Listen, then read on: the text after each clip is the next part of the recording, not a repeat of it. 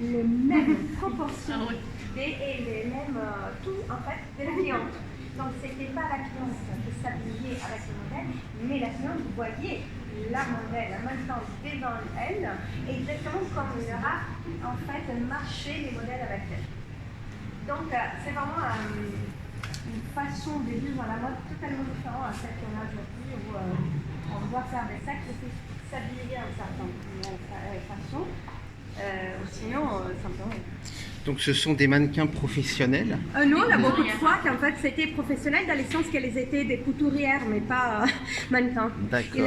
En fait, les concepts mannequins, ça vient plutôt à partir des années déjà 40, 50, Après-guerre. 60 en fait. Oui, après-guerre.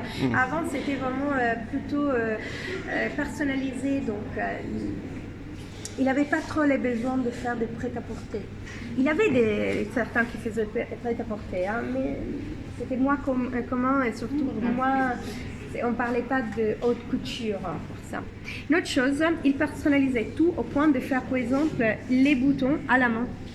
Et ça, c'était peint par Dave Lamitte, qui était à l'époque à nouveau un jeune artiste qui cherchait à vivre en fait, et il s'est engagé par Paul Poiret à faire les boutons. Vous imaginez que